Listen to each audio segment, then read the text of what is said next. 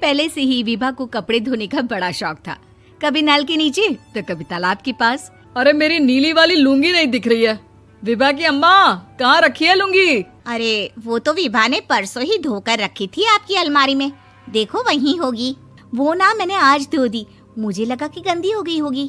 अरे कैसे गंदी हो गई थी, उसे तो मैंने पहना भी नहीं। हे भगवान, इस लड़की के कपड़े धोने की आदत से परेशान हो गया हूँ मैं। जितना तो घर में राशन नहीं आता, उससे कहीं ज्यादा डिटर्जेंट पाउडर का खर्चा है। इसकी शादी करवा दो, शादी जाए अपने घर में ही करे काम, फिर चाहे घर के कपड़े धोने हो या पूरे गांव के। हाँ ठीक बोल रही हूँ, देखता हूँ मैं कोई लड़का। वो दिन भी आ जाता है जब विभा को देखने लड़के वाले आ जाते हैं। लड़की मुझे अच्छी लगी। होने वाली सास कहती है, बेटी अगर कुछ पूछना है तो पूछ लो। वैसे तो हमारी लड़की बहुत ही शर्मीली है, जो बोल दो वो मान लेती है, इसे क्या पूछना होगा। अरे कैसी बात कर रही हो माँ, मुझे इन लोगों के घर रहना है, सवाल तो कई है।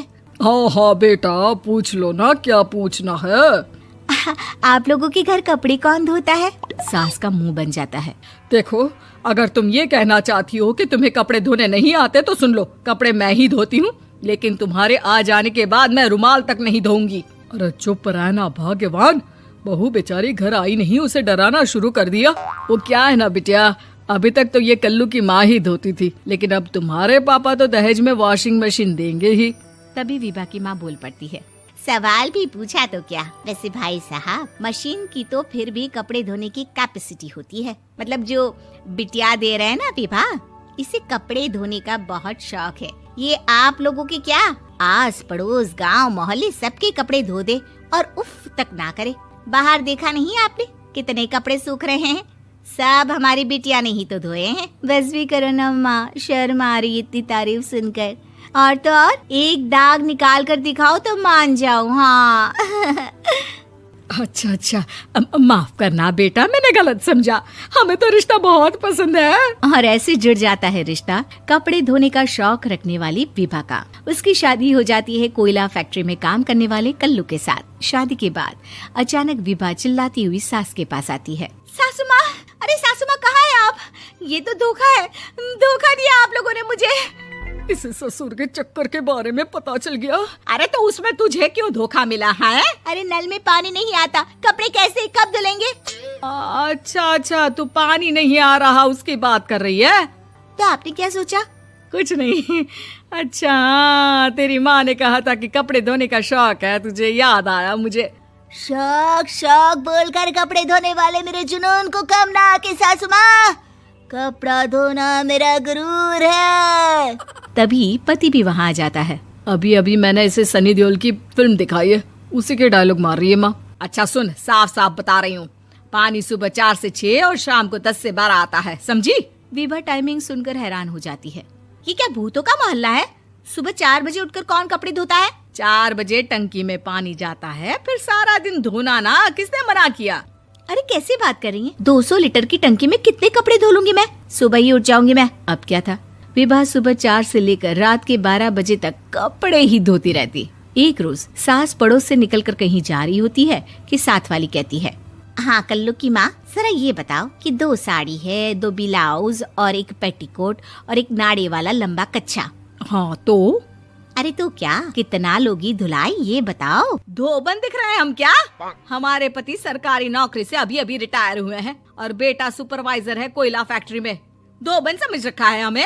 हाय रे कल्लू की अम्मा, माफ कर दो, वो तो मोहल्ले में यही सब बता रहे थे कि तुमने बहू को कपड़ा धुलवाने के काम में लगा दिया है। सास को पड़ोसन की बात सुनकर गुस्सा आ जाता है। वो घर पहुंचती है जहां घर के बाहर ही इतने सारे कपड़े सूख रहे होते हैं जितने कि किसी धोबन के घर पर। अरे ओ कल्लू की दुल्हन, बाहर निकल। माँ जी यहीं आ जाओ, बाथरूम में चादर धो रहे हैं हम। अरे अभी हम धोते हैं, तुमको बाहर निकलो। ये आस पड़ोस वाले बोल रहे हैं कि हम बहू से कपड़े धुलवा कर उसे कपड़ा धोने वाली बना दिए हैं। अरे छोड़ो ना माँ जी, किन लोगों की बातों में आती हो? आस पास के लोगों का तो काम ही होता है कि वो किसी तरह सास बहू को लड़ा दे। बहू सारे घर के कपड़े धोती है, ये क्या कम है? बोलिए। सास को भी लग जाता है कि वो बहू का ये सनकीपन नहीं छुड़वा सकती, इससे अच्छा है कि खुद ही चुप हो जाए।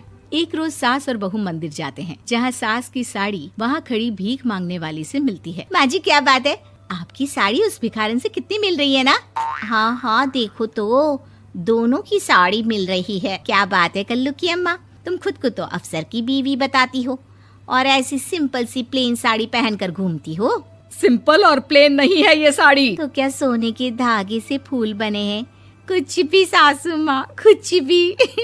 हाँ बने थे इस साड़ी में सोने के धागे से फूल। मेरे पति लेकर आए थे मद्रास से स्पेशली मेरे लिए 10,000 की। ताहे भाई साहब इस भिखारन के लिए भी सेम टू सेम साड़ी लेकर आए होंगे 10,000 की।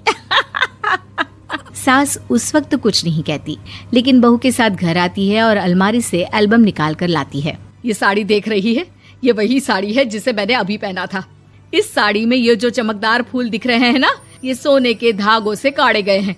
लेकिन तू लोकल वॉशिंग मशीन ब्रश से घिस घिस कर सारे फूलों को निकाल कर साड़ी प्लेन कर दी। मुझे माफ कर दीजिए सासू माँ। और तो और, जब मैंने तुझे तेरी गलती के लिए कुछ नहीं कहा, लेकिन तूने तो सबके सामने मेरा मजाक ही बना दिया। क्यों? बहू को समझ में आ जाता है कि अब से उसका कपड़े धोना बंद।